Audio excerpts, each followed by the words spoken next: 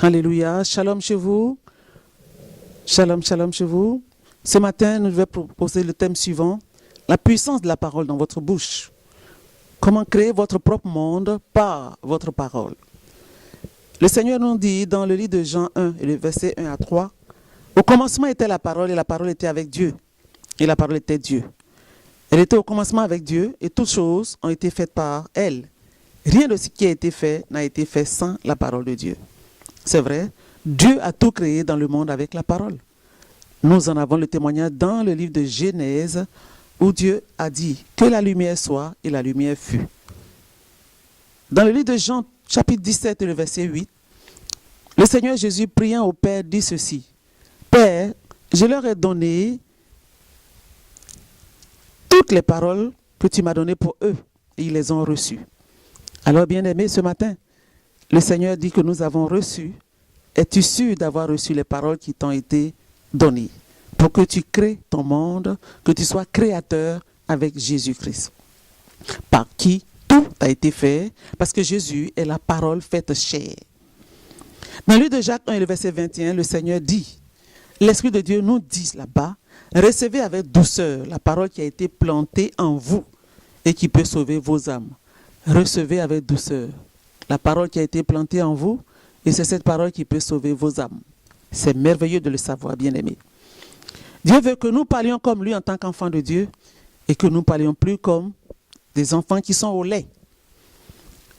La parole, en effet, détermine notre maturité, notre influence sur les autres, sur la vie, et même sur le monde invisible. Comme je rappelle que tout ce qui nous arrive sur la terre, l'origine vient du monde invisible. Par la parole, nous pouvons régir beaucoup de choses, contrôler tout. Et Dieu dit de cette parole-là, que tout passera dans le temps, sauf la parole. Dieu a mis sa parole au-dessus de son nom. Et cette parole est établie dans les cieux pour toute l'éternité. Il faut donc renoncer aux paroles négatives, qui sont les paroles d'incrédulité, les paroles de calomnie, de haine, de destruction, les paroles qui blessent les autres. La recommandation de Dieu pour vous ce matin, c'est que vos paroles soient assaisonnées de grâce et de sel, afin de pouvoir édifier les autres, afin de pouvoir relever les âmes abattues, ceux qui sont dans les difficultés, par des paroles de sagesse, des paroles d'amour, pour les éclairer. Parce que Dieu a dit, vous êtes la lumière de ce monde. Pour consoler les autres, vous êtes le sel de la terre.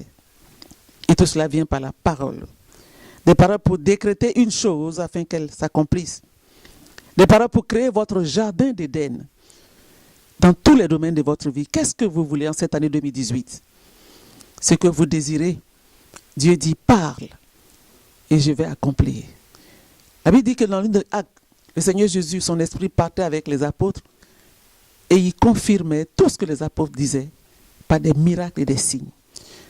Mon souhait pour vous 2018, que les miracles et les signes vous accompagnent alors que vous déclarez les paroles basées sur la parole de Dieu. Shalom, demeurez bénis. Amen.